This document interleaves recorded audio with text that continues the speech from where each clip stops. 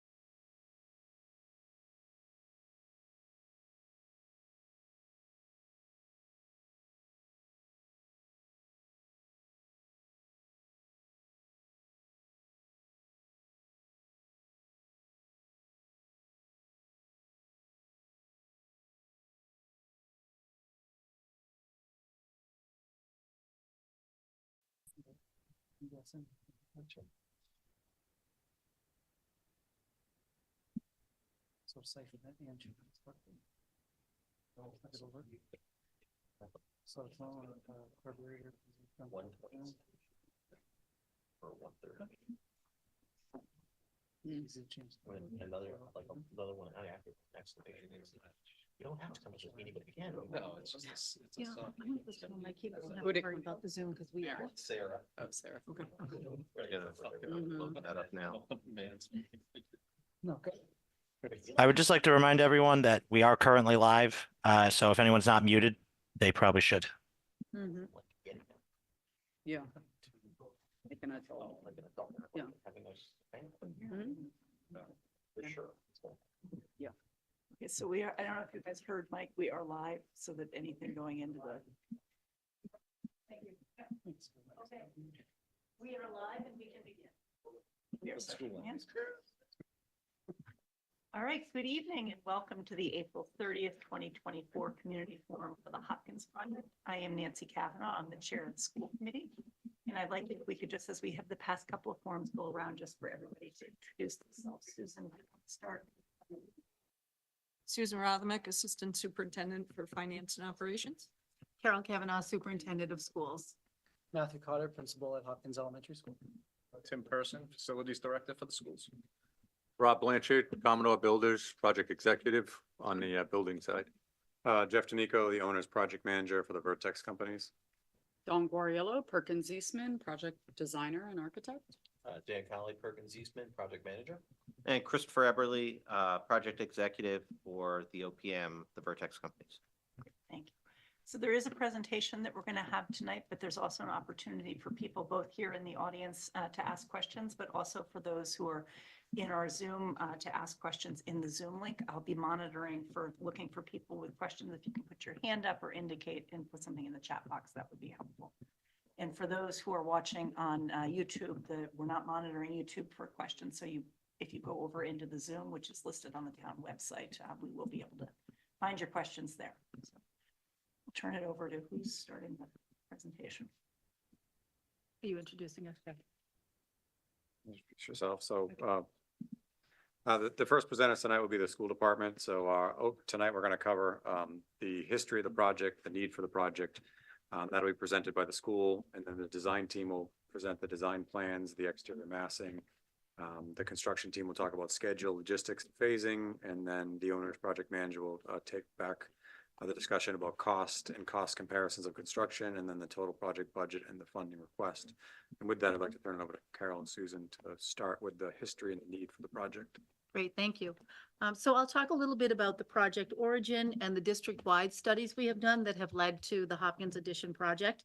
I don't think it's any secret to anyone in town that we've been working on a plan for enrollment since 2018. And so back in 2018-19, Drummy, Rosane, and Anderson Architects, DRA, they had come and done a presentation to our community in December of 2019 at a special town meeting. And what we shared with the community at that time is that we really had space needs in all of our schools. And so we spent the time between 2020 and 2023 really resolving the enrollment issues that were before us at that moment in time. And so we did put 6 stick-built classrooms on the high school, a 4-classroom addition at Marathon, and we had 2 4-modular additions at both the Elmwood School and the Hopkins School. And again, that was really just to allow for breathing room for the kids who are already here in our community. In 2020, during the onset of the pandemic, Mrs. Rothermick and I submitted a statement of interest to the Massachusetts School Building Authority, hoping to have Elmwood School get invited into the Mass School Building Authority process. In 2021, we learned that we had been invited in. So in 22-23, we did a second district-wide study. This one was done by Perkins Eastman and Vertex, and that was in keeping with the work that we were doing with the MSBA Elmwood feasibility study. So as you know, there was a decision about the Elmwood School. And so in 2023, we had to look at our long-term plan, and the school committee needed to make a decision. Would the Elmwood School be a 2-3 school or a 2-3-4 school? Ultimately, it would be decided that Elmwood would transition to a 2-3-4 school. And that made a lot of sense. It made a lot of sense because we had the MSBA assisting us in that partnership of guiding us through this process, but also assisting us in the funding. When we decided that we were going to be moving the 4th grade out of the Hopkins School, we had to make a decision about what would come to the Hopkins School. And that's when we realized that the Hopkins School was not going to be able to sustain both grades 5 and 6, especially based on enrollment projections. And so the Hopkins School was identified to need an addition to accommodate the 2 grades that would live there just due to enrollment growth. And we were very happy about that because we realized that if we moved grade 6 into the Hopkins School, we were going to alleviate some of our space constraints sort of upstream for both the middle school and the high school. Okay, so moving on to the system-wide study, as Dr. Kavanaugh noted, we had one study which really looked at a short-term plan. And then when we were invited into the MSBA process, we were really looking to accomplish that long-term plan. So within the system-wide study, we looked at the projected enrollment, the capacity, and the needs at each of the school, Marathon, Hopkins, either as a 4-5 or as a 5-6, middle school as a 6-8 or as a 7-8, and then the high school, put together a potential timeline and estimated costs. So moving into the space assessment, we utilized the MSBA space grids, if you will, to look at where we were within the Hopkins School. And this diagram shows where we are with our existing enrollment.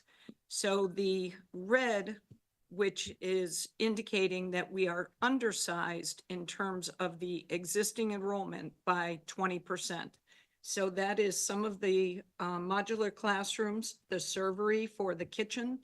The cafeteria at that point shows undersized in a yellow by 10 or 20%, but at that time we were only running 3 lunches, and at this time we are running 4 lunches.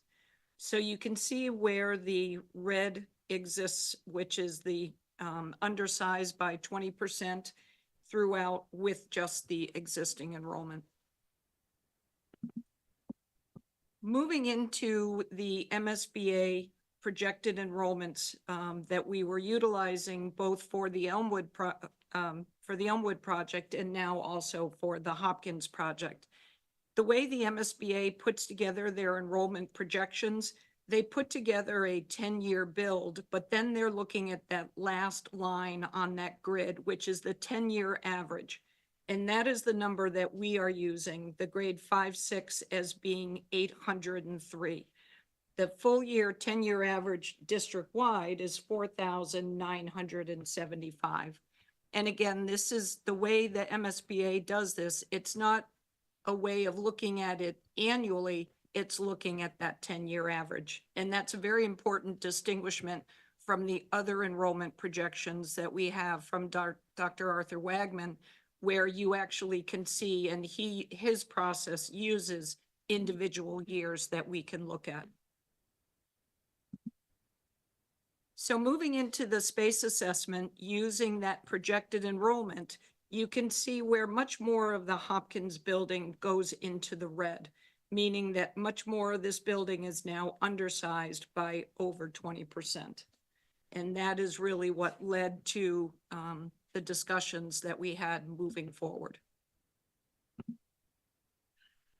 So if you take a look at the slide on the screen now, what this is showing you are the as-built enrollment of the physical plant, the current enrollment, meaning the number of students who are there, and then the projected enrollment somewhere around the year 2032.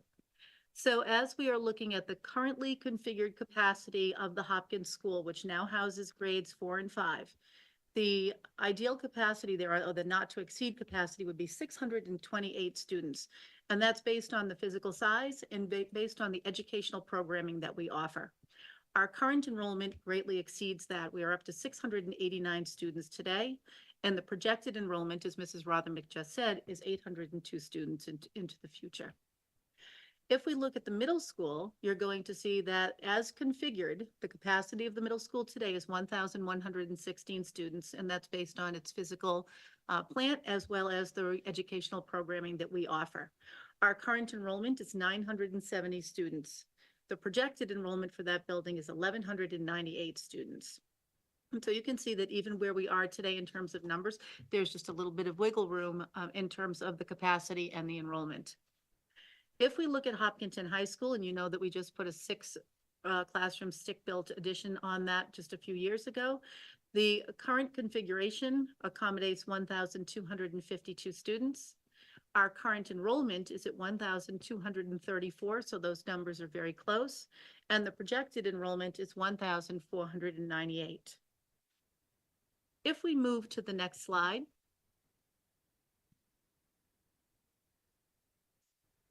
you're going to see a really nice illustration of the ways in which taking grade 6 out of the middle school and moving them into the Hopkins School with an addition is going to alleviate some of that student enrollment upstream.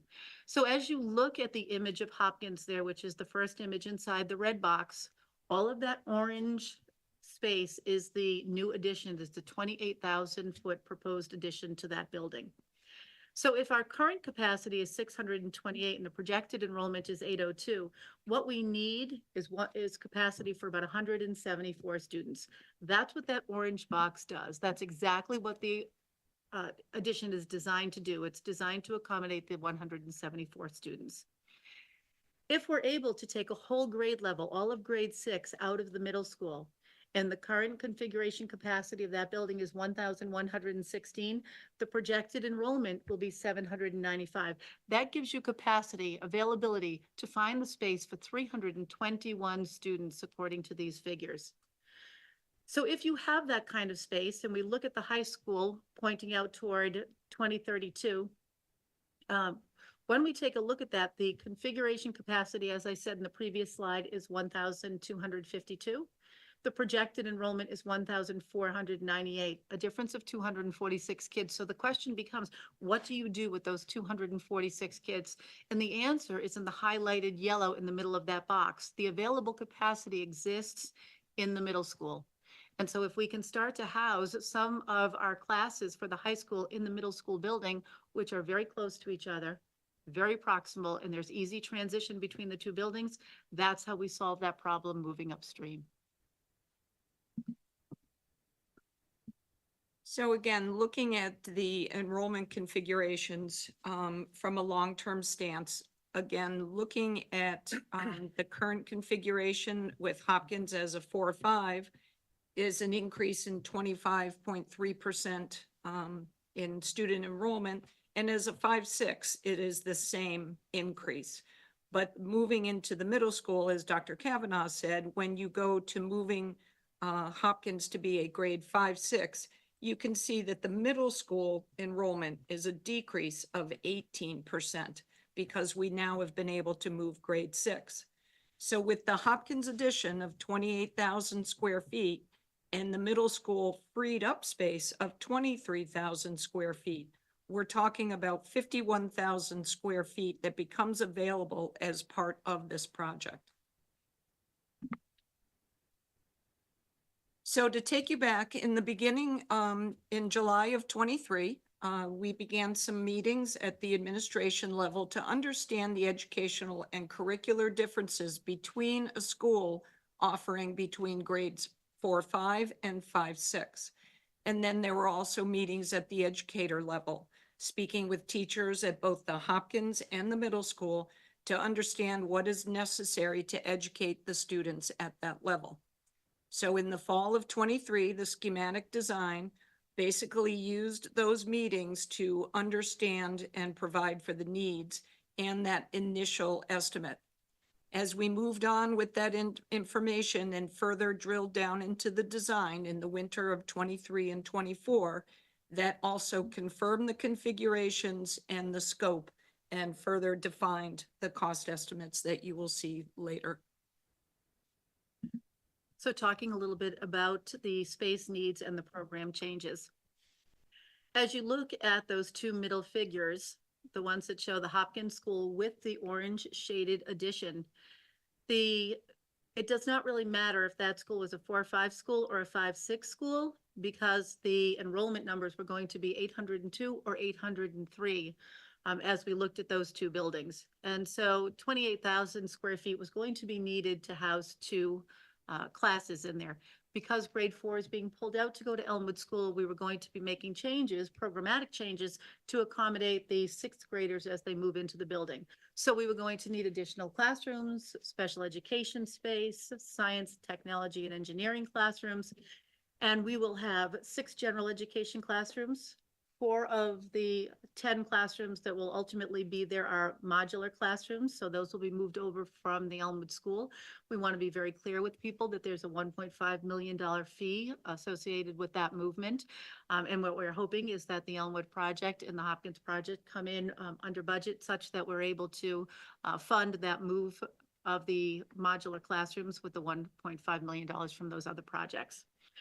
There will be 2 additional special education classrooms, and that's because our special education population is growing and their needs are always evolving.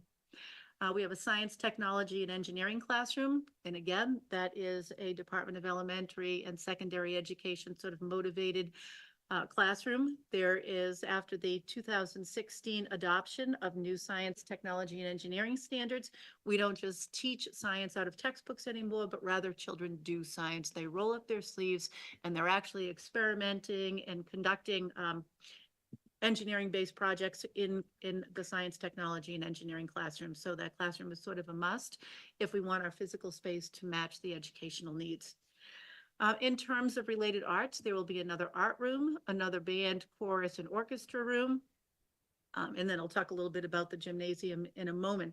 But those classrooms are needed because today we have 16 5th grade classrooms and 14 4th grade classrooms, totaling 30 classrooms altogether. Each one of those classrooms goes off to 1 period of music per week, and there is 1 music teacher. And she is by contract permitted only to teach 30 periods in a week, and she exists in a single space. So once you start exceeding 30 class periods in a week, you get to the 31st or the 32nd, you need to find space and you need to find an instructor for those children, which is why we are adding art space, music space, because art's really no different from music in terms of the number of periods a teacher can teach in a week and the requirements of space based on enrollment numbers. Our cafeteria will be enlarged and the servery will be enlarged as well. The servery needs to be enlarged because with 802 students in the building, we've got to get them through lunch and through those lines more quickly than we are doing today. There will be a multi-purpose room and a new regulation-sized gymnasium. We're sort of trading one regulation-sized gymnasium for another. The former regulation-sized gym is now going to become the cafeteria. That decision was made for cost-effective reasons because all of the plumbing and all the mechanicals that you would need for a cafeteria are already on that side of the building. It would be costly to move them, so we're leaving the cafeteria in that space so that we have access to those mechanicals. The nurses suite will be enlarged, the admin suite will be enlarged, there will be larger custodial and maintenance spaces, and then we obviously need classrooms for our students who are speakers of other languages or the ESOL children, as we call them. So let's talk a little bit about the site plan. Dr. Kavanaugh mentioned that the new addition would be built to the west side of the existing building. You can see it's indicated as new on this site plan. It's basically where the existing basketball court exists, if you're familiar with the property now. We will continue to have the main entry as the main entry. What does become enlarged is the drop-off loop to the north, quite a bit of additional visitor and staff parking located at the front entry or adjacent to the front entry for better access there. The loop road will still exist and come around to the south side of the building. There will be an additional bus drop entry, not far from where it exists now, but into the new addition adjacent to the gymnasium, which you'll see in the floor plan in a moment. So that provides a completely separate card bus drop for safety reasons. That's ideal. So we're able to accommodate that here and pull cars out of the loop road as well as buses off of the loop road to drop at that bus entry to the south. There will be new recess, hardscape, play area, as well as small court to the west of the building with a gated emergency access road that will only be used when needed. What that allows is for direct access and safe access for the students directly out of the gymnasium or out of the building to the hardscape recess and play field. That's a U10 soccer field, and it's circled by a walking path to provide choice for the students during recess if they prefer to walk rather than climb or swing or play basketball on the hardscape or even pickleball. So lots of choice for students along the west side for both recess and PE purposes. There's additional parking to the south of that field. It's essentially an extension of what's there, but rebuilt to the south of the field. And what that does is collectively increase the parking from 87 spots to about 134. There'll be accessible parking at both parking lots adjacent to the bus drop entry and the car drop. And then it's worth noting to the west of the building, there will be a direct access into one of the special ed rooms or nearby to there for the students that need access to directly to and from that particular room. I'll point that out in the floor plan. We did the receiving area has changed a little bit. It's currently where the existing stage is. It's on the east side of the building. There's parking over there, and the student gardens will remain adjacent to the front entry. So if you want to dive into the floor plans, what you'll see are some colored plans. I will describe that on the far right. There's a red sort of grouping of red spaces. That's the main entry. That's the main admin space. Anything that's red is basically administrative or in use by adults. What happens is that nurse is going to come out of that main suite and get a much larger appropriate size suite. It's about the middle of the building at the top. It's 710 square feet, significantly larger than what she has now. So we have the main entry, the large yellow to the south of the main entry, on the right-hand side of the plan is the repurposed existing gym turned into the new cafeteria with a stage and an increase in the servery, as Dr. Kavanaugh mentioned. So the kitchen will take over the current kitchen plus servery space, enlarge that for more lunch preparation, and then delivered through the new servery into that enlarged cafeteria. The existing cafeteria becomes what we talked about with the music rooms. There's a substantial music space that is provided. It's dividable with an acoustic wall that will allow for band and orchestra and chorus to practice as a whole, which I understand they can't do now. And then it can be subdivided for general music for those periods in which they need an additional music room. The existing music room just south of that, so we're kind of going yellow to the double green to the single green on the floor plan. That's the existing music room reconfigured and will remain a music room. Adjacent to that is the receiving area that I spoke about.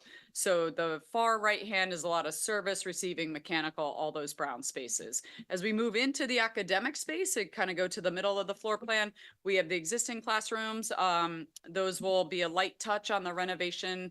And the green in the middle is the science tech engineering room that Dr. Kavanaugh mentioned.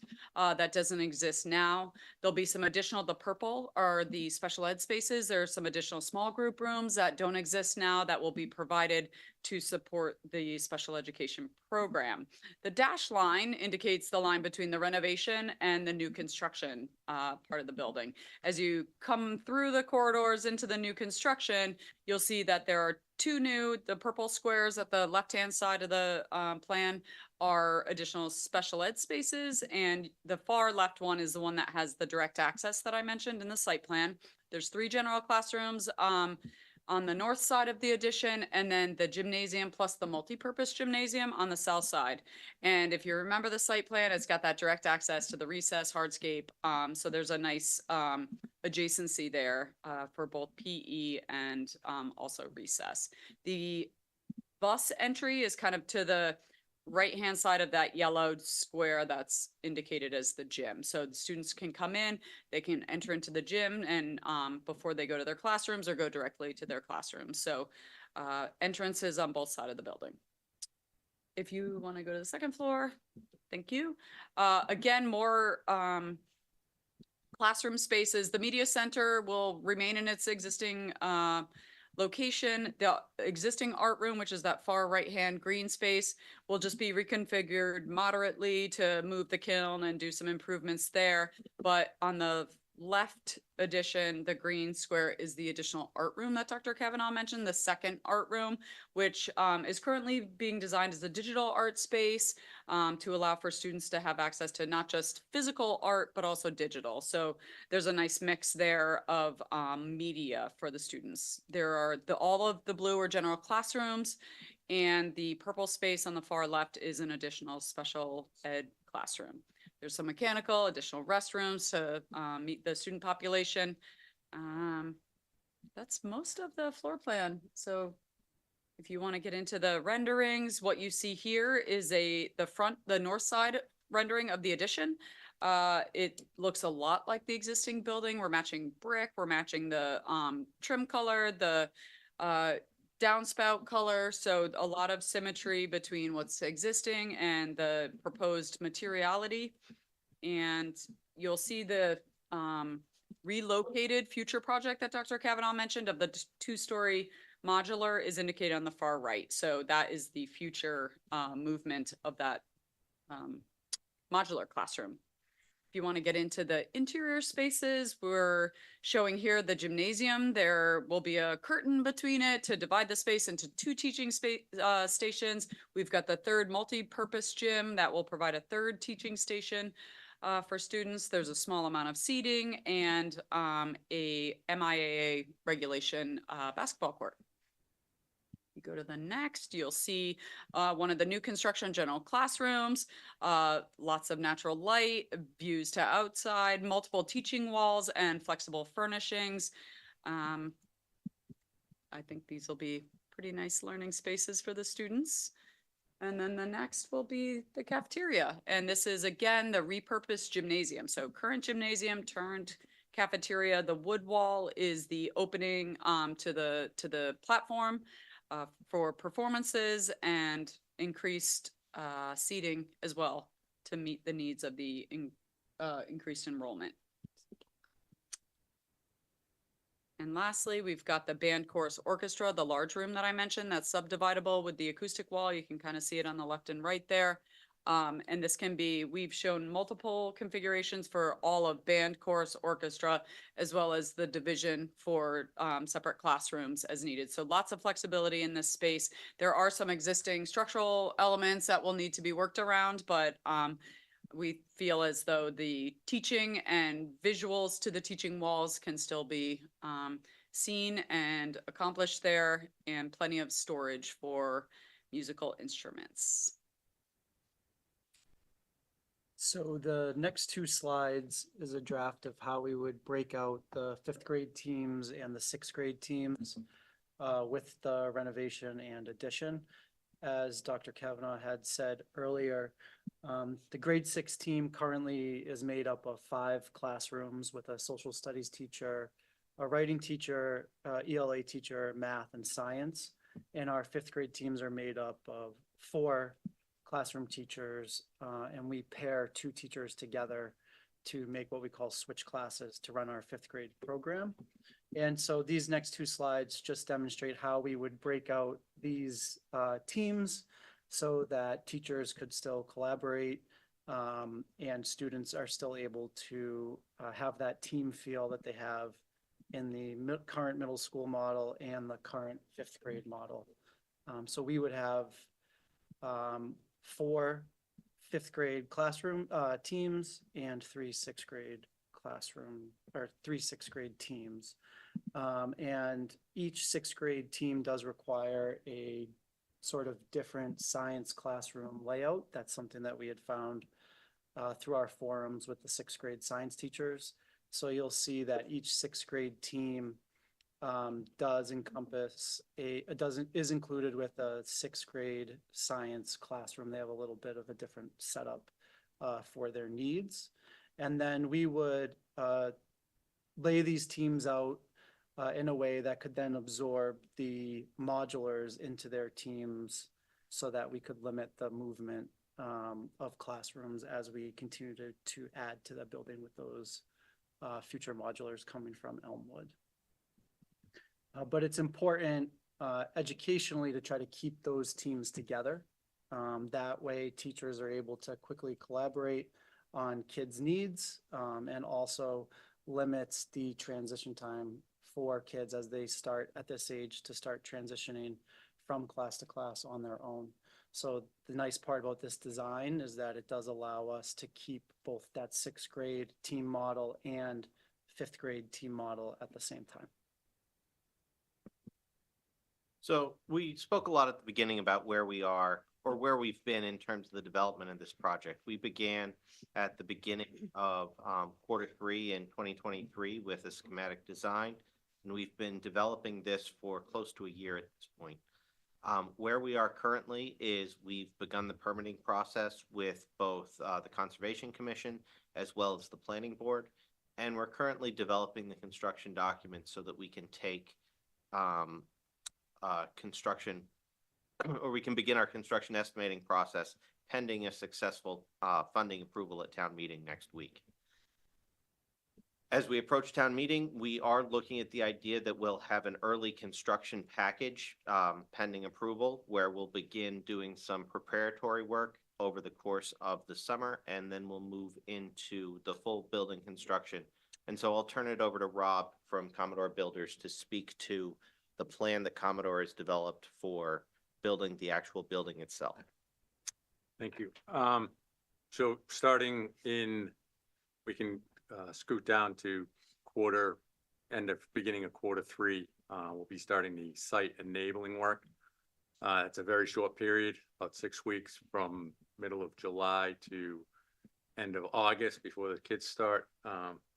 We're gonna be reconfiguring the parking lot on the north side of the site. That'll allow an additional parking spaces as well as it'll increase the play surface for the kids. If you actually, we might just bounce back between 2 slides, Chris. So if you go to the second slide, you can actually see in this one on the north side of the site, the parking lot's been extended for additional circular and teacher parking. On the left side, the gray box is it's fenced off, and that'll be the additional play surface for the kids during recess and gym. And then we're also preserving a piece of the field on the left side of the page for play surface. You go back, sorry about that. Then we're going to be moving into Q4. Once we get done with the early enabling work, we'll be moving into basically building the job site out, which will be doing the geothermal. That's been included in the project. And then we'll be starting the site concrete and the steel work for the new addition. Moving into summer of 25. The kids have about a 10-week period where they are off from June to, again, August. Those we call summer slammers. We move it, we'll go to a slide in a little bit, we'll show you that. That's going, basically, we jump into the building, we do classroom work, reconfiguration, higher level, kids come back to school, and then we finish over in Q1 of 26, we finish the new gymnasium. We flip the school over, move the kids into the new building, and then we take over the east side of the cafeteria, existing cafeteria and gymnasium, and start the reconfiguration of that.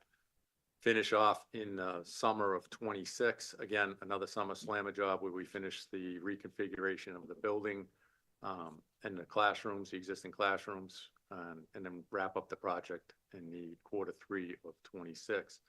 We'll go look at some slides right now. There'd be more information on these. Next slide is the one we just looked at. Basically, as I said, shows the circulation for the. Chris, can I go back to the beginning? His logistics. There you go. Is that the one? Yep. So we have the additional play surface area. Down to the right-hand side of the page, we have to reconfigure the bus loop slightly so that we have access for the, I think it was 11 buses or 8 buses for drop off and pick off. And then over on the bottom left-hand page, we again reconfigured for the bus loop to run through that area. Just north of that, we have the geo field going in, and then the play field above that. And you can see the new addition right in the middle of the page. Page down one, Chris. You have to go back. He's a slide ahead of you. Yeah, go to that one. Let's go. That one? Yep. Okay, in June of 25 to February of 26, phase 2 of the logistics plan. We've reconfigured the bus loop. Okay, yeah, let me look at yours. All right. Apologies. The geo fields are going in. The bus loop is done, and the addition is wrapping up. And we're still in the same configuration with the north parking lot, the play surface area. And let's go to the next slide, please. This is this is the summer, this is logistics plan, February of 26 to August of 26. It was once the new addition gets turned over. So when the new addition gets turned over, the parking lot on the north side of the plan is complete. The area, the orange highlight, is the remaining construction zone, which is essentially where the athletic field will be replaced, as well as the parking towards the southern edge of it. At that point, Rob will explain in the next 2 slides, we're really in the existing building portion itself. We're renovating the music, loading dock, kitchen, and cafeteria spaces. So go to that slide, Chris. This slide shows both the second floor and the first floor. This would be the summer of 2025, that first summer project, that 10-week period, where we would work in the exterior classrooms with the reconfiguration, and then we have a fair amount of work that goes down the corridor ceilings with the new mechanical work. Again, we have 10 weeks to get this interior work done. We'd be working on the new science classrooms and reconfiguring those while we were in the, starting the construction over on the new gymnasium and classrooms. And then we move into the summer of 2026. You can see that the configuration of most of the classrooms has already been completed the previous summer. The purple area is the cafeteria and the gymnasium now. That becomes the area that we have to reconfigure. And then that phasing will be doing the classrooms during the summer slammer part, and then we'll be also working in the cafeteria part. Cafeteria part will stretch through the school year though, and then wrap up in August of 26. Chris is going to talk you through the construction cost estimates and comparisons, and then I'll pick up with the total project budget. So the slide you're looking at on the screen is something that the MSBA is continuously updating. It tracks MSBA projects over time. And as many of you who followed the Elmwood project know, the Elmwood project represents one of the lowest cost projects on a similar timeline for new construction. Now, they do separate it out between their new construction and their ad renos, because while new construction generally has the same scope in terms of the overall construction cost, ad renos have a slightly different cost per square foot based on how much work is new in the addition versus how much work is existing. Now, in the interest of addressing transparency and trying to be as clear as possible about how the addition fares with other new construction, we pulled some of the projects that were on a similar timeline. In the case of those similar timeline projects, you can see Elmwood at the top came in at $714 per square foot of building. And that's actually come down a little bit since that time, if you saw our recent presentation on the design development budget. Similar projects on a similar timeline to what we're talking about for Hopkins came in a much higher range. You can see that they range from $732 a square foot all the way up to almost $800 in Newton at $794. In the interest of trying to come up with an addition cost that was solely the addition, what we did is we took the percentage of the square footage of the overall project that was addition, and we multiplied that times the site work. Now, this does attribute the portion of the site work to the renovation, but we wanted to give something that was an apples to apples comparison. We came to a number that was about $767 a square foot when we finished our design development estimate, but when we've recently finished the 60% construction estimate that we're taking to town meeting, we also included a lot of the $1 million of value engineering that the school committee had voted on. And we continued to develop the building. And so we have a much more refined cost estimate at this time. We put that at about $731 per square foot of addition.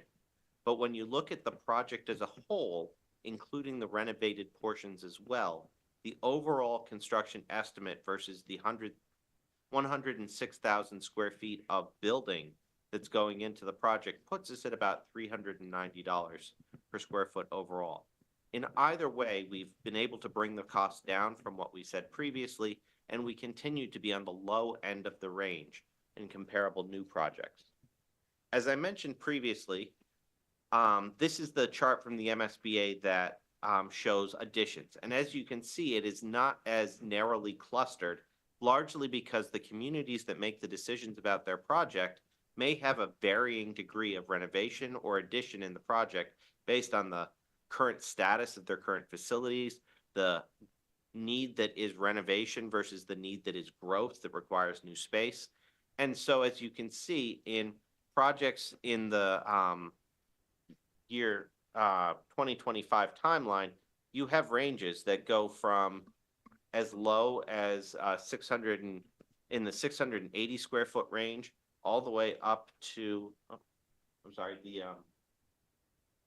all the way up to the $800 a square foot range in some of the newer ones, and as high as $1,000 a square foot based on the uniqueness of that specific project.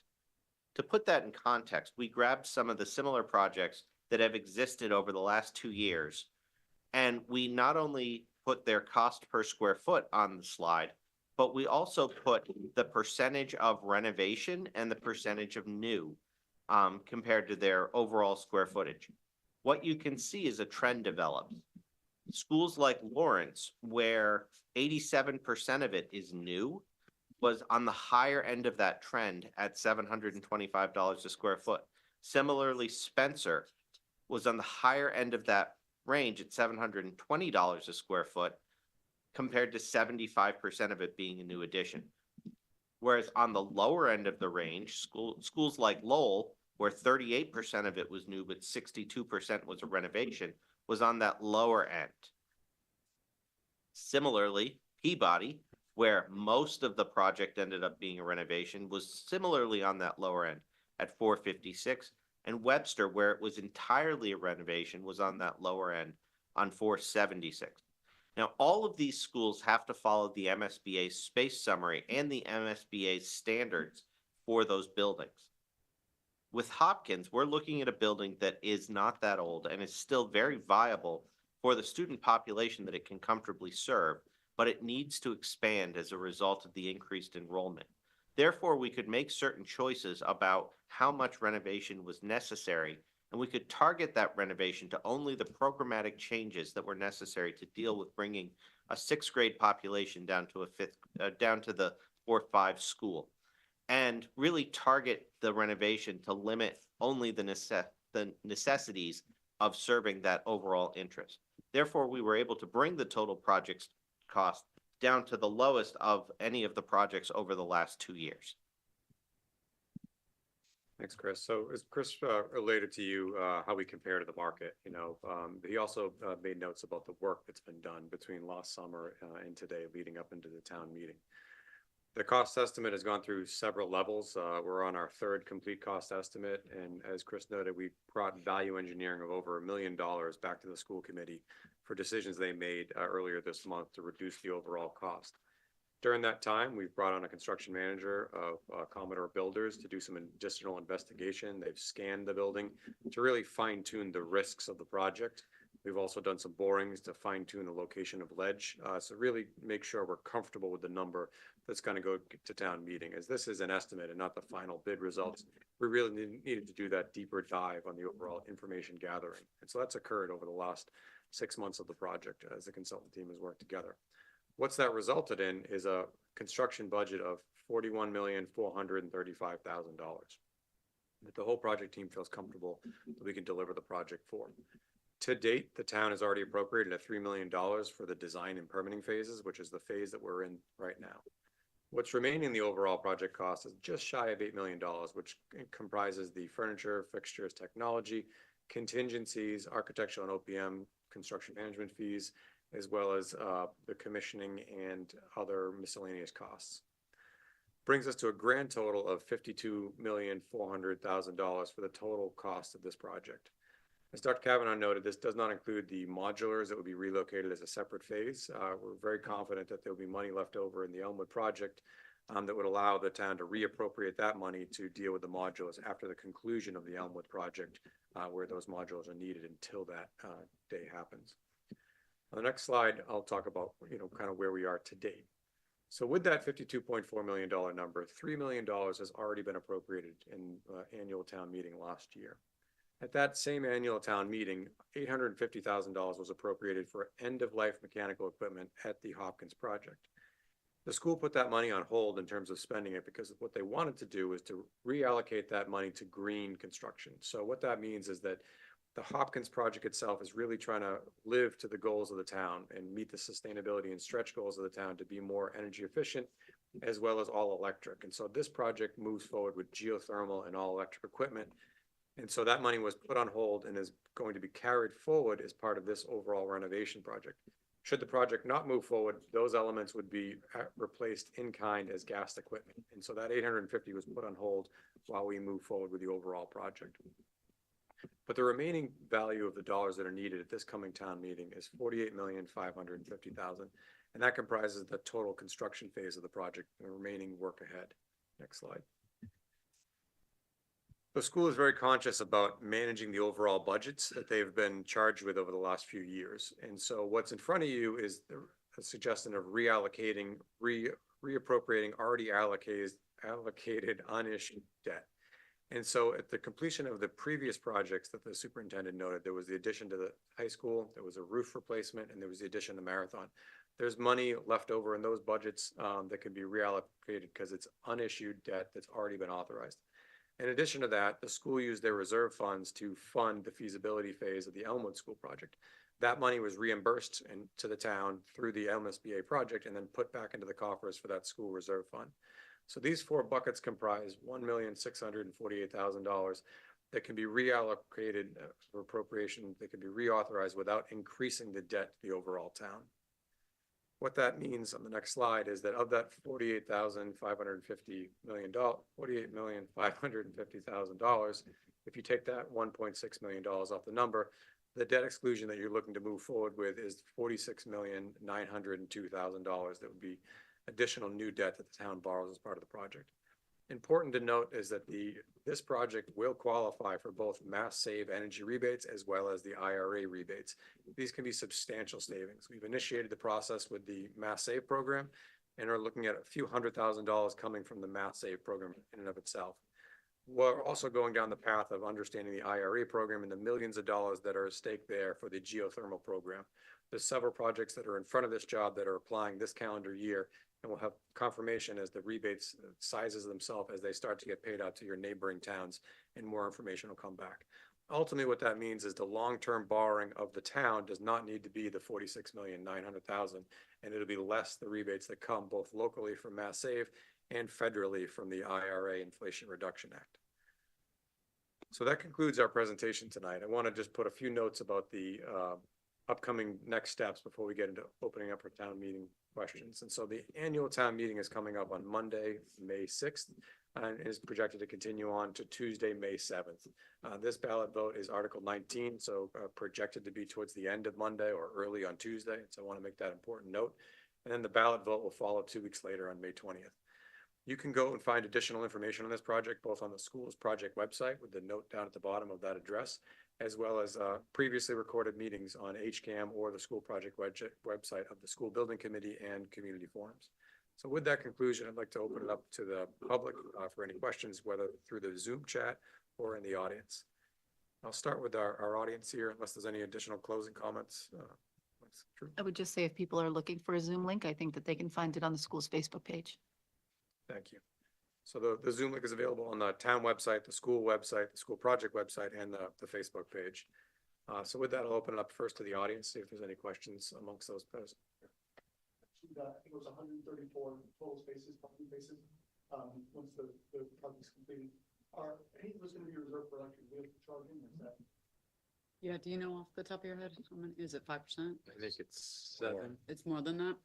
7 or 11 spots. I thought it was 14. It's 4, I think it was 14. seven spaces with double chargers. Yeah. Yeah. I have that on my list. Great question. Thank you. Just quickly, I know that the presentation is available through the Zoom, but was it, because it's not here for the members in the audience, is it available through the HCAM recording? Do we know, or is the Zoom recording what the HCAM is showing? I'm sharing the presentation on the Zoom. Fabulous. So the whole presentation has been on the Zoom during the entire. It was on HCAM. Okay. Due And to so it'll be technical available difficulties, we for don't have it those in the audience afterwards. So I apologize that we had some technical. Thanks. Thanks, Mike. So as soon as the meeting's over. Stop sharing that screen. Oh, sure. Great. Okay. So we do have a question in the chat. And so the question in the chat is, why are we using construction manager at risk approach and not a stipulated sum? Also, is there a CM at risk with a fixed fee? A great question from the public. And so currently the town is taking 2 different approaches. On the Elmwood project, it's a lump sum low bid project. And that's a clean site with a clean, fresh site where that's a total building can be designed and everything you need to build the drawings can be put on the actual drawings that are put out there to bid to the subcontractors. There's a lot of similarities between the CM at risk approach and the general contractor approach, which I'll get into. Many of which is that it's all competitively bid at a subcontractor level as well as at the CM level. So the first thing we did before hiring and selecting Commodore was to go with a competitive process. The CM selection process is a three-stage process where you first apply to the Inspector General to get permission to use CM at risk, which we did last fall. And you then go out for a two-stage evaluation process. The first stage is you solicit any vendor that wants to submit on the project. We collected 6 proposals back from those vendors and did a deep dive evaluation on who had the most qualifications that fit the needs for this particular project, whittled that down to the next stage and moved forward to the proposal stage. At that stage of the project, we had 4 CMs that submitted for a proposal phase. With that stage, they submit a competitive fee. So their competitive fee at that stage is based on their their general conditions, which are lump sum, their insurance markups, their overhead and fee markup, as well as their bonds. And all those rates are locked in at that time based on a competitive basis. We also interviewed all 4 of the CMs and made an overall evaluation of the quality of the firms, the particular staff they assigned to the project, and the cost evaluation. The subcommittee made an evaluation and a recommendation back to the school committee to move forward with Commodore Builders as the best suitor amongst that process, and Commodore Builders was brought on board. So those initial fees are locked in at that point. Whether you go CM at risk or general contractor delivery method, the filed sub bidders, which makes up 60% of the bids, are identical. And so what that is you go out for bidding, whether it's miscellaneous metals, masonry, mechanical equipment, electrical, plumbing, fire protection. There's no elevator work really on this project, but a few other trades of painting, finishing, floors, and ceilings are all competitively bid in an identical manner with the same identical subcontractors. We will also go through a similar evaluation process there to pre-qualify those vendors to make sure it's a tried and true process and we have the right bidders at that level. Lastly, one of the differences between a CM versus a GC is with the GC, you get their low bid number. There's no control of the remaining subcontractors, which are significant. That includes your biggest subs such as site work, the structural steel package, the geothermal package, and drywall, or some of your biggest subcontractors. With a CM at risk partner, we're able to look at their vendors ahead of time and decide who is capable to bid a project of this size. It's an open book project where they get some competitive bids and the OPM and the designer sit at the same table and evaluate them. So although it may feel that the processes are different, there's many checks and balances with the CM process, and it leads to a very competitive process overall. And it's done in layers, as I've just alluded to. And I hope that answers the question for the public at home. Just beyond cost, there's value that a CM brings to the table. We're looking at an occupied school, and given that we have an occupied school, a CM is going to serve as the town's partner to ensure that we're maximizing safety and we're maximizing or we're minimizing impact of construction to the students. Commodore's worked really hard to come up with a logistics plan that will give them the opportunity to minimize that risk and also to maximize the summers when the students aren't there so that we can make sure that we're delivering as much of the construction and disruption at times when it's least impactful to the students. Thank you, Chris. And that was a very critical point I didn't make. By having the CM on board, you really flush out all those feasibility phasing ideas so that we make sure that it's a workable schedule when it goes out to bid with all the subcontractors on board. And Rob and his team will be working with Matt daily, right, to understand, is it MCAS, what's going on in the building? How do we work around the existing occupants? And that's a more friendly relationship versus the adversarial relationship that a low bidder can be, because they're driven by completing on a timeline where they have to hit. The CM can be more flexible and work within us. There is a follow-up question by the same person on the chat, and that is, the additional question is, will the CM have an open bid process so that the OPM can sign off on the sub bids on a timely basis? The answer is yes. So when the CM first gets their guaranteed maximum price, so they take all the numbers back in from the filed sub bid market, which is publicly bid, similarly to the same process of general contractor method, and then their subcontractors come back and bid. They will de-scope the bottom 3 firms. And so what that is the CM sits through and works through the lowest 3 bidders and decides which one actually got fully understood the bid documents and comes to an award. The OPM will sit at that table. We will also have lost rights to review and comment on that final award before it gets released. So we are a belt and suspenders and checks and balance both at the de-scoping level and with the final sign off before the CM can release that. So a guaranteed maximum price will summarize the overall cost to get the project moving, and some of those bids and releases will happen after the GMP is signed but we are the checks and balances of the OPM to ensure that competitiveness occurs. So I'll open it back up to the audience, present, if there are any questions in the audience, here. Beyond the changes that are immediately proximate to the school for parking, in the bus loop, are there any changes envisioned in this project to the loop road itself, any enhancements or paving of the loop road, or is the loop road completely out of scope for this? At this time, we don't have plans to include the loop road in the scope of the project. We are planning to utilize the loop road as two-way traffic for construction vehicles because it offers the most advantageous path to get to the construction site while minimizing the disruption to education. So rather than taking all of the construction vehicles by the school during the day, we're going to take them to the end of the loop road and use human managed traffic in order to get those vehicles into the construction fence, minimizing how much we have to disrupt the school. So a portion of the loop road will be repaved, so the L shape, if you will, that wraps around the building will be replaced as part of this project. So I don't know percentage-wise how much of the original road that makes up, maybe 15% of the full loop, but essentially once you cross the bridge till after you pass the field on your way to Lot K, that portion of the loop road would be fully rebuilt as part of the project. All right, so looking back to see if there's any additional questions coming in the chat room. I'm not seeing any at the moment. Are there any questions additionally from the audience? No, okay. So the project website still exists as we've all discussed. There's multiple ways to tune back in and see the previously recorded videos. The upcoming important meetings are town meeting date of May 6th and May 7th, where we're looking to get the vote turned out in terms of people coming and attending and having their voice heard at that upcoming town meeting. And I don't know if the school has any closing comments or additional information you can put out there. Just an apology for our 15-minute delayed start tonight. We hope people will tune back in and watch this again before town meeting, just to be informed voters. And there was some additional information if people want to look back at last night's Know Your Vote program to be able to get some other answers to questions. It was posted by EHOP, so, and on HCAMs. Special thank you also to HCAM for coming here and being here and always being where we are, so. In the very last second. All right. All right, well, that concludes our presentation for the evening. Thank you for your time. And keep reaching out for people that have questions between now and town meeting, so. Thank you.